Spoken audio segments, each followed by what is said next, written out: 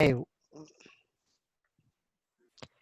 well, Ksenia, thank you so much for giving me the opportunity to present. And I think this is a really exciting series. And even this afternoon, I look forward to hearing what Ghazala has to say. Um, so I'm going to, but the title of my talk is a bit wordy, but it's biological interplay between tau, RNA binding proteins, and membraneless organelles and the pathophysiology of Alzheimer's disease. And first I want to state that I have a conflict of interest because I am a co-founder and chief scientific officer of Aquina Pharmaceuticals. So I want to tell you ahead of time kind of what I'm going to be talking to you about. And so the first thing I'm going to talk about is that protein aggregates that occur in neurodegenerative disease are heterogeneous, but I'll show some evidence that the small oligomers are the most toxic, and that protein aggregates can evolve through multiple pathways. And I bring up these 2 points because Ksenia wanted these talks to be go back and forth between clinicians and basic scientists. And so I bring up these points to raise questions and issues that are considered, that should be considered and are controversial. And one key question, what I would say the way to think about this is not whether something occurs, but the proportion and the importance of it to of each pathway in the context of human disease. And then I'll show some data that removing protein aggregates might be a clinically tractable approach. And finally, I'll show some surprising data that studying ALS tells you something about COVID-19. Go figure. So anyway, beginning with this, we know there are multiple diseases that cause Alzheimer's disease and cause ALS, and there's vascular dementia, frontotemporal dementia, Parkinson's disease, and these all overlap in terms of etiologies. And so when we study these, frequently the aggregates that we see in one disease appear in the other, and we don't quite understand why there would be overlap between them. But some of the first insights into this came with studying the genetics of ALS, because early on people discovered, they first discovered TDP43, TRDP binding protein, and then multiple other proteins that turned out to be RNA binding proteins. And it turns out that these also contribute to frontotemporal dementia, and multiple of these proteins show up in aggregates in Alzheimer's disease. So this suggests that RNA metabolism plays a fundamental role in these diseases, and but there are also other proteins in here, and one wonders, how do they connect? So the presence of tau, both in frontotemporal dementia, raises the question of, why is it there? Is it randomly there, or does it somehow connect up to these RNA binding proteins? And then I think it's important to note that we're all aware that from genetic risk factors, that proteostasis and inflammation are also important elements of all neurodegenerative diseases. So one of the first fundamental understandings for why RNA binding proteins might be so important to disease came with a discovery, first in 2012 by Mike Rosen, and then followed up by numerous people in 2015 and onwards with a flood of papers showing that liquid-liquid phase separation plays an important role in the biology of all cells and perhaps contributes to the pathophysiology of disease. So the way liquid-liquid phase separation works, for those who are clinicians and might not understand this, is you can think about the way proteins interact as either interacting tightly through high affinity interactions, or it turns out they can also interact weakly. And if they have multiple weak interactions, they kind of come together, but they stay very fluid.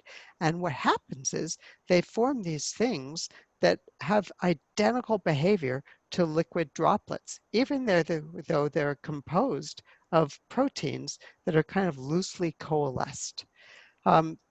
And these can fuse or separate just by like liquid droplets, and they appear to function to bring together like proteins so they can have functionality together. And so we call them these membraneless organelles. This is a great system, but it has a kind of Achilles heel, because if the proteins undergo a conformational change such that instead of having these low affinity interactions, they suddenly start interacting in a high affinity way and form amyloids, you get these ugly kind of aggregates that form, and they grow and grow and grow, and they become persistent and pathological, and are thought to contribute to the pathologies that occur both in ALS, forming the inclusions of TDP-43, and in Alzheimer's disease and tauopathies, forming neurofibrillary tangles. Now, these RNA granules, these membraneless organelles, contribute to many different types of granules. I'll show you in a moment. But one of the types of membraneless organelles that has become prominent in the field and appears to contribute to many aspects of disease is the stress granule. So let me explain that to you before going on and showing you other types of granules. So in a neuron and also in all cells, you have multiple different types of RNA binding proteins. Some of them are in the nucleus where they do RNA splicing, and then some are out in the cytoplasm where they control other RNA functions such as transport. Now, when there is a stress, these nuclear RNA binding proteins translocate out through the nuclear pore into the cytoplasm, where they then begin to nucleate to form these small granules called stress granules. Now these mature with time, and as they mature, they take on functionality where they begin to inhibit RNA translation, or actually shift it such that the ribosome is directed to make proteins that are protective, such as chaperones, heat shock proteins, etc. But then this is supposed to be an acute reaction. It's supposed to go away quickly, and so these things are removed. But when these things become persistent, such as in chronic diseases, these things stick around. And while some aspects of these are removed, others remain as what I would call a pathological stress granule. And these form the basis of some of the pathologies in disease. Now, there are actually many different types of RNA granules. So uh, granules, membraneless organelles, drive the biology of the nucleus. The nuclear pore uses phase separation. I just told you about stress granules, which direct protein synthesis to deal with stress. There are transport granules, and there are activity-dependent translation. And what you can see is that many of the components, particularly of cytoplasmic stress granules, show mutations that are associated with neurodegenerative diseases, which highlights their importance for, disease pathophysiology. Early on, we showed that, that TDP-43 can associate with stress granules, as shown here, where you have a GFP tag TDP-43, and when you hit it with a stress like arsenite, it migrates out into the cytoplasm, and the mutations cause an accumulation of the granule in the cytoplasm, shown here. Originally, I thought this was because of you're getting more stress granule formation, but actually the data over time has shown what's key here is removal of these, that what happens is the mutations greatly delay, disaggregation, and then that gives rise to the accumulation of pathology. But if you prevent stress granule formation by, for instance, treating with cyclohexamide, if you treat with that, you can prevent the stress granule formation, and these stay in the nucleus. And that gives rise to the idea that perhaps you could use this approach to develop therapeutics for diseases. And at the very end of this talk, I'll show you some results from my company on how this works. Now, there's been controversy about this, and I bring this up again with the idea of raising questions. Do stress granules really contribute to disease? Well, I think what's clear is that there's more than one way to produce an aggregate. But one of the papers that came out that really raised a lot of questions was an optogenetic study by Chris Donnelly's lab, where he induced TDP-43 kind of consolidation to form a membrane-less organelle using optogenetics to form dimers by light, and found that this remained as a, you know, as a membraneless kind of a dynamic membraneless organelle, and it didn't actually form any pathology until you seeded it with some kind of aggregated protein itself. And this leads to, gave him the idea that perhaps the stress granule is its own thing and the pathology is a completely different thing. Um, I don't think that's entirely true, but I do bring this up so that we can discuss it. And the reason is that TDP-43, if you think back to the last slide I showed, it's not a core nucleating binding protein.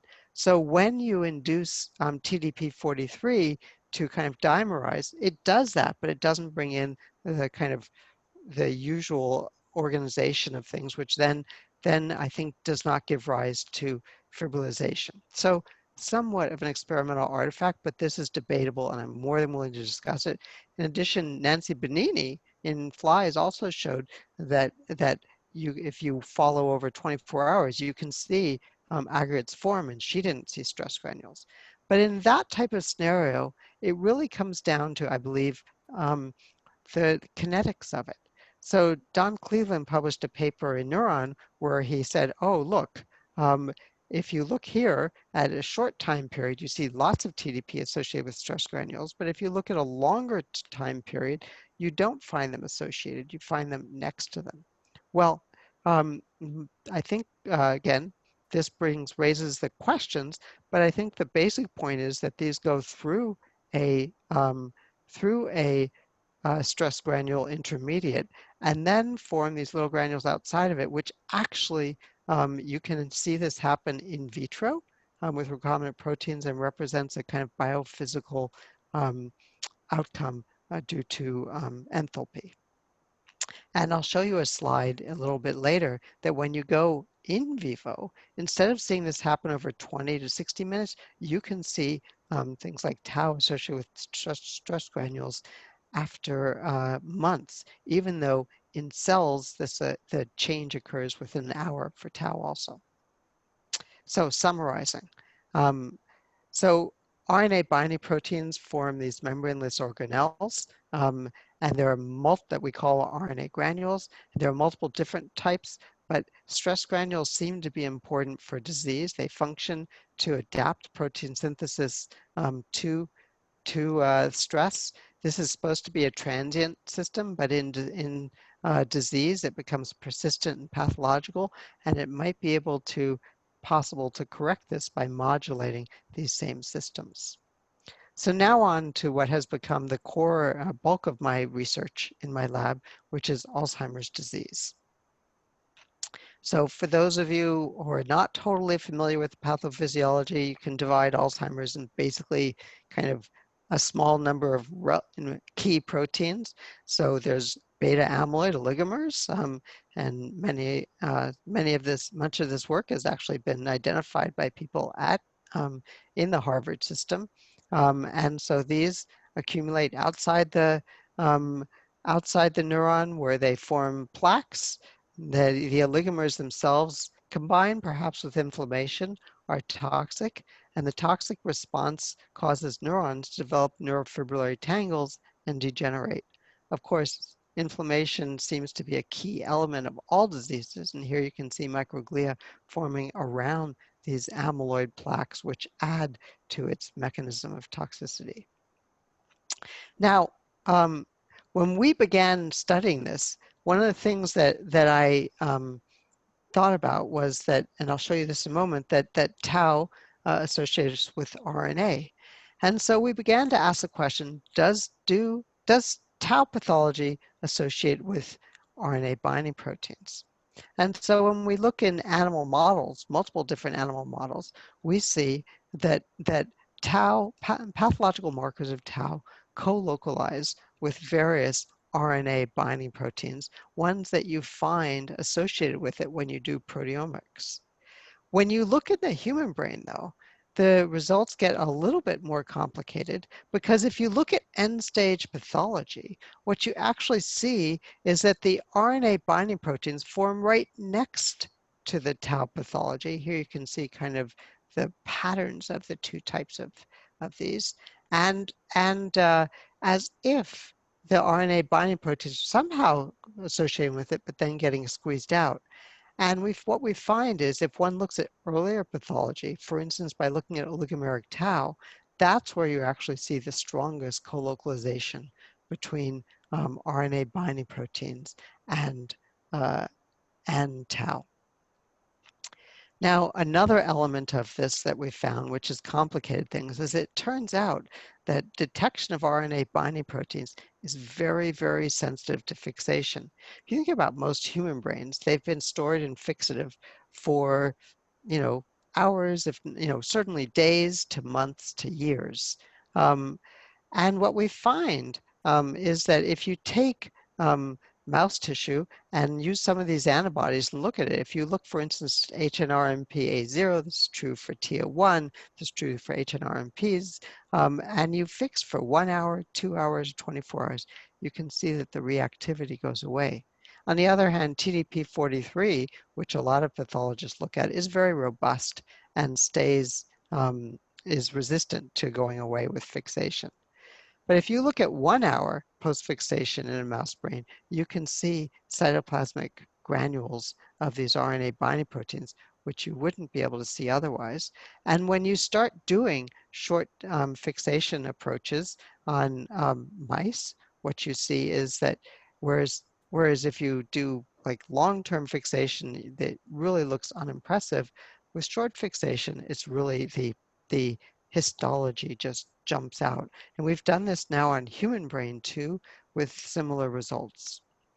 So this suggests that there's this link between tau and RNA binding proteins. And the reason we came to this was because of the very earliest work done on tau. Because originally, when tau was identified, it was found that although tau interacts with tubulin, assembly was inhibited by interaction with RNA. And then um, Eckhart and Eva Mandelkahl showed that if you incubate RNA with tau in vitro, you get protein aggregates. And this has been shown for a number of different anionic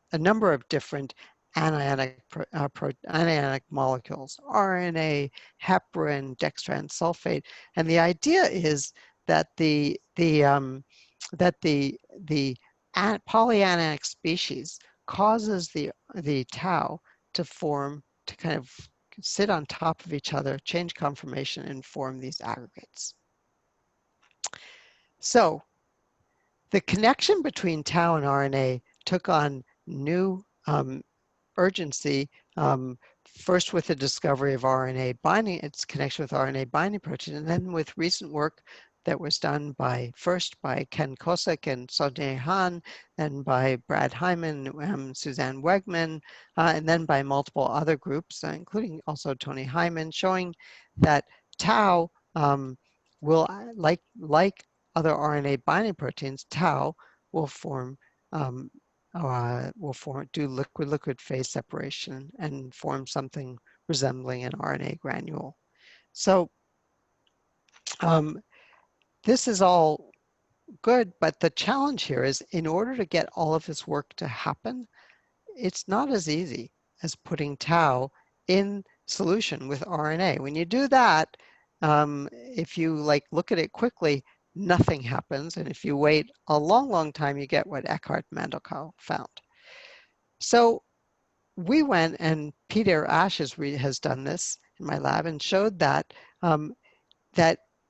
if you add TIA1 to tau, it's a different story. So here you can see if you take tau and incubate with RNA and a crowding reagent, polyethylene glycol, you can see that as you incubate it for longer, it becomes the the granule becomes more, and the droplet becomes more and more viscous, as shown by the flattening of this curve. But this takes 20 minutes, 40 minutes, 60 minutes, you finally get a very viscous solution. If you do just tau and TIA1, no crowding reagent, what you see is that very rapidly you get formation of these droplets, and then very rapidly, in a dose-dependent way, they become viscous. And you can actually see this by super resolution imaging, where you can actually see that the viscous tau excludes the TIA1 after about, within 20 minutes. So this shows that tau and TIA1 are interacting. So we've explored this interaction between tau and RNA binding proteins in multiple different ways.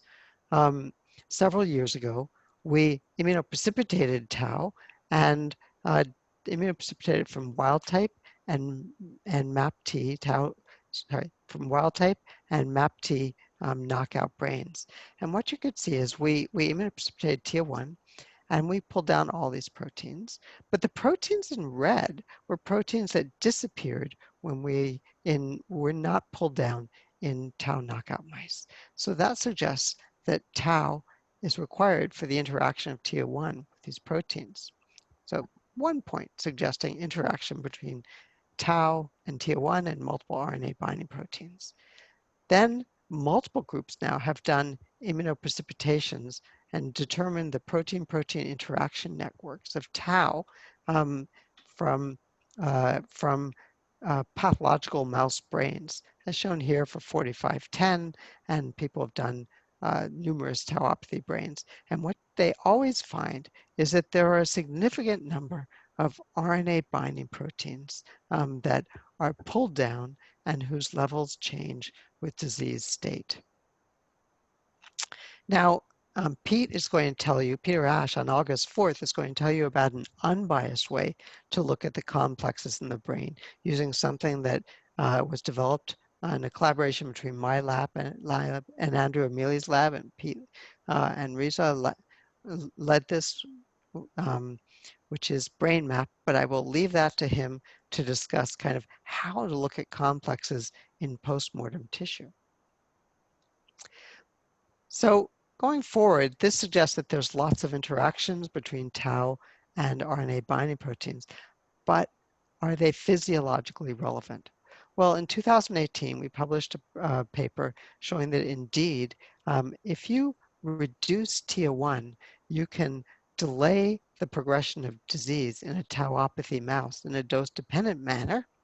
And with that, we saw improved behavior, reduced neurodegeneration, reduced cell loss, cortical thickness was remained, and so everything, it looked like a really robust protection. When we've looked at this in more detail, though, the story is a little bit more nuanced, because what we found was that if we reduce TIA1, that we found that so we looked at tau oligomers and we looked at tau fibrils. And in a normal 9-month-old mouse, you'll see lots of oligomers. But if we reduce TIA1, the oligomers all went away. In a normal mouse, you'll see some fibrils at 9 months, but if we reduce TIA1, the fibrils accumulate more. This suggests that TIA1 somehow modulates the dynamics between oligomerization and fibrillization. And we showed this in vitro, where we showed that the presence of TIA1 leads to smaller oligomeric species. We showed this also by ELISA and by immuno-EM. So this raised the possibility, first point, a couple points. Remember early in the talk, I talked about the heterogeneity of species. So what's important? Are fibrils important? Are oligomers important? So in order to test this, we used a propagation model. There's been a lot of discussion in the field. Mark Diamond and Michel Goddard early on showed that if you put in tau aggregates into mouse brain that they will propagate. And this has been repeated by many, many groups. And so we use this as a model to test the relative effects of oligomeric tau, shown by the S1P fraction, or fibrillar tau. We injected these into the brain and of a mouse, of a P301S mouse, waited 3 months, and then looked at pathology in the contralateral cortex. What we saw was consistent with studies that have been done over the years. We saw that the oligomeric fraction caused a significant cell loss in the contralateral cortex, but the fibrillar fraction did not cause a statistically significant cell loss. If we looked in the TIA1 knockout mice, we saw that we observed no oligomeric tau, or very little, in the contralateral cortex, suggesting that reduction of TIA1 was able to delay the kind of propagation of tau oligomers. And when we looked in the contralateral cortex to say, okay, if we look at the tau oligomers and we look at the tau fibrils, and they're both conditions of propagation, how did they behave? We found that both were able to induce tau pathology, but where they localized and what they localized with differed a lot. The fibrils tended to localize to the dendritic arbors and were not associated with any RNA binding protein pathology, whereas the tau oligomers migrated to the contralateral cortex and localized to the soma, where they strongly co-localized with other RNA binding proteins associated with stress granules. This emphasizes the connection between tau oligomers and stress granules. So now we went and designed a system in order to test in a proactive manner whether tau oligomers are able to induce stress granules and what is the relationship between tau oligomers and these proteins. So what we've developed, and Lulu Zhang in my lab has been really done the vast majority of this work. We took a Cry2 bacterial protein and attached it to an M-cherry and attached that to a 4R1N tau construct. And we looked at the effects of this M-cherry and the opto-tau, as we call them, in primary cultured cortical neurons. What we found was that um, if we took the M-cherry construct and we shined light on it, we could induce granules, but then when we took the light away, the granules went away. Then if we shined light on them again and took the granules away, the light went away. Took the light away, the granules went away, and you can see here, quantified here. But when we did this with tau, we saw a very different pattern. If we induced tau, if we shine them with light, and this is not much light, it doesn't cause toxicity for the cells, we could induce these granules. And then when we took the light away, most of the granules, but not all of them, went away. If we shined again, the granules formed to a greater extent, and when we took the light away, the granules did not go away. So this is quantified here and in the graph where you can see there's a much greater accumulation of persistent granules when we treat with tau, when we shine light on it for extended periods of time.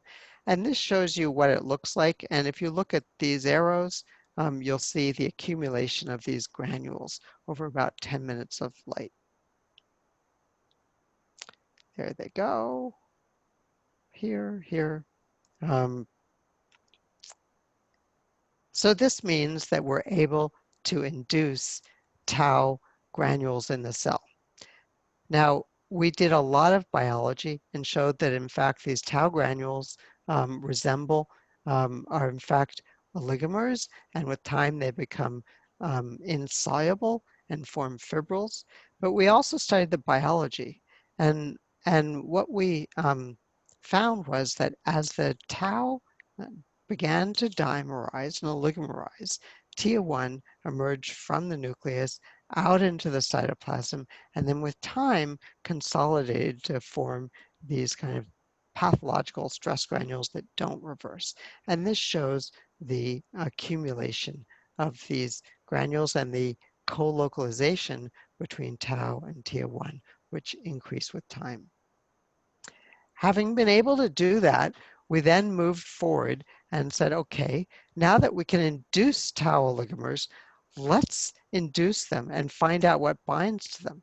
So we induced tau oligomers on a massive scale and looked at and pulled down the tau oligomers, compared it to no light conditions and also to various other controls, and then did mass spectrometry on these in collaboration with Andrew Amelie. And what we saw was a large number of proteins. And what was striking was that the top protein was HNRNP A2B1, as well as numerous other proteins, which I'll show you in a moment.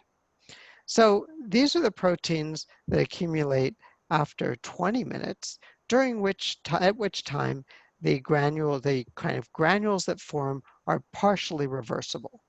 And by 60 minutes, they're largely irreversible.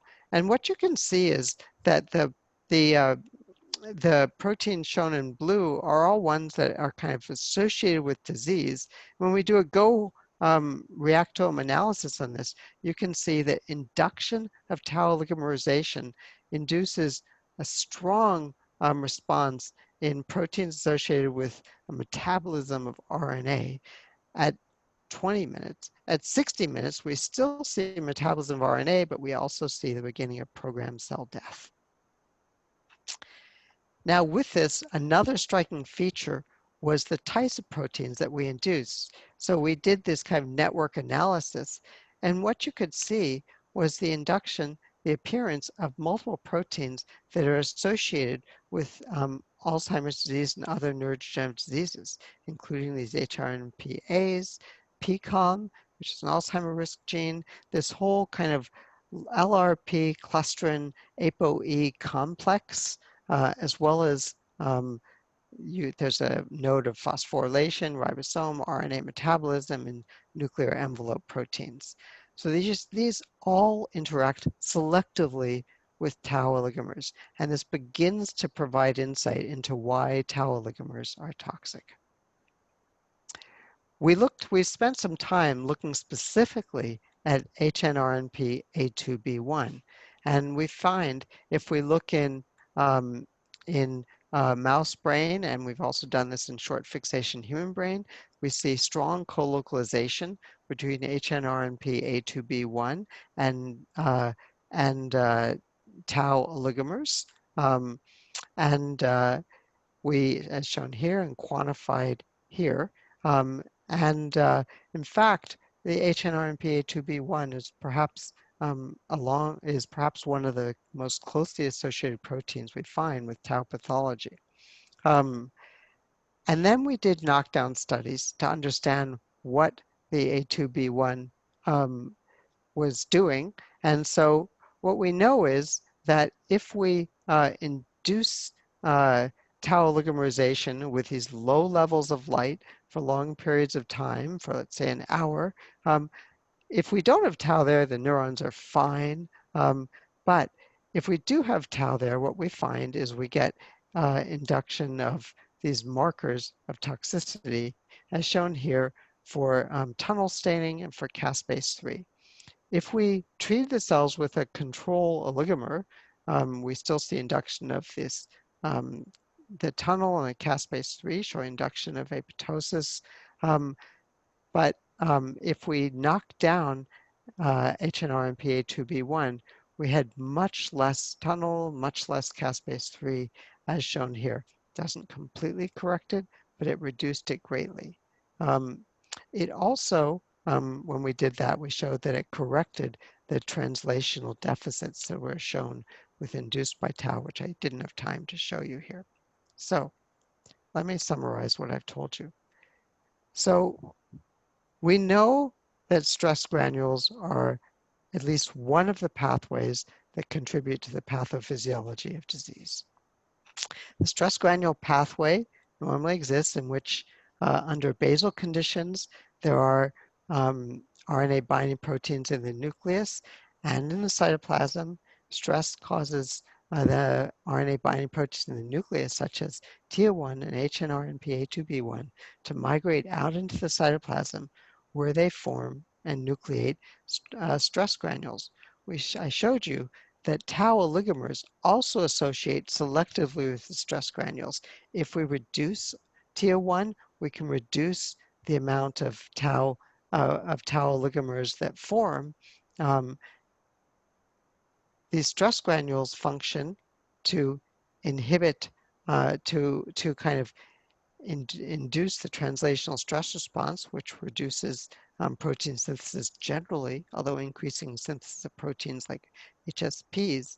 And I told you that if we knock down HNRMP-A2B1 or TIA1, we can inhibit this process. With time, though, if the stress becomes persistent, then these aggregates become persistent, become insoluble, and form what I'd call pathological stress granules, which serve as the seeds for some of the pathology that's associated with disease. It does remain to be determined the extent to which this contributes to human disease, but that's really something we can only determine in clinical trials. So with that, I want to suggest a general theory for this, and then I'll go on and talk a little bit about compounds. So generally, when we think about disease, we always define disease by the end stage pathology that occurs in those brains. So in Alzheimer's disease, that's defined by the presence of A beta and tau. Okay, and so the factors that contribute to it are mutations in APP, PS1, as well as cardiovascular disease that contributes to it. If you don't have these factors that increase A beta and you just have induction of tau, then you get a different type of disease, which we'll call frontotemporal dementia. In all cases, the pathology induces inflammation, but these all proceed along a pathological cascade that I would submit to you contribute to go through RNA binding proteins and lead to disease. TDP-43 comes in through a somewhat independent pathway, but then interacts with other RNA binding proteins to also contribute to disease. And people who are in this field have known that trauma can do this and viruses also can do this. And I will show you quite cogently potential way that this provides insight into viruses. So at my company, Aquina, we have developed compounds that can inhibit TDP-43 or tau pathology. So here shows a neuronal cell in which we've induced TDP pathology, and then after we induced it, we either added vehicle, as shown here, or lead compound, as shown here. So if the neuron has TDP pathology, what happens to it as the TDP pathology persists is the neuron is very unhappy and it dies. However, you take the same neuron, induce the same TDP pathology, and add a compound that promotes its removal, and what you see is the aggregate goes away and the cell is very happy. We have similar results for tau, although they're not as far along, but here you can see the induction of tau pathology over 8 hours. Here you can see the quantification of it. And here you can see a compound that prevents formation of this while keeping the neuron very healthy. So this suggests that one can use these pathways to develop compounds which perhaps could become therapeutics to treat disease. And in fact, we have evidence that both of these provide protection in vivo. Now, I mentioned about viruses, and so with the COVID-19 study, I took a little detour in our work, and I began a collaboration with Elke Mulberger and her graduate student, Ellen Suter, at the Boston University emerging infectious disease labs. And we had the theory that since viruses also need to take over RNA metabolism, perhaps the compounds that Equina was developing would be beneficial and have some utility there. The results were very striking. If we took cells, and we've done this both in monkey viro cells, and we've done it in multiple human cell types, including HUVEC cells, which are endothelial, and Haas cells, um, which are epithelial, and A543929 cells, what we find is that the quina compounds are able to prevent infection of the cells in a dose-dependent manner. Now, this is one of our leads. You can see at doses less than 100 nanomolar, we completely inhibit infection cells when the viro cells are infected at an MOI of 0.1 on day 1, and then and the compound is added at that point, and then when analyzed at day 3. This is an inactive analog, and this is another lead compound that's slightly less potent. Now, interestingly, we've also added the compound 1 hour after, as shown here, or 1 day after, and then looked at the amount uh, of of the infection. And what we see is if we add 1 hour after, so here you can see these are cells that have a lot of infection. And if we add our leads at either 1 micromolar or 100 nanomolar or 1 micromolar for the weaker one, we can completely prevent subsequent infection. And if we add 100 nanomolar, the weaker one, we partially prevent infection. But if we infect the cells and an MOI of 0.1, wait 1 day, and then add the compounds, and then analyze them the following day, what we find is that our lead compound is able to prevent the infection at both 1 and 100, at 1 micromolar and 100 nanomolar. A weaker one is also active at 1 micromolar, although at 100 nanomolar, it is no longer able to prevent the infection. So this suggests that these compounds may well have activity against COVID-19. So not only do they remove pathological aggregates, they appear to have some activity towards removing pathological viruses. So in conclusion, um, I've shown you that TDP-43 and tau bind RNA and undergo liquid-liquid phase separation.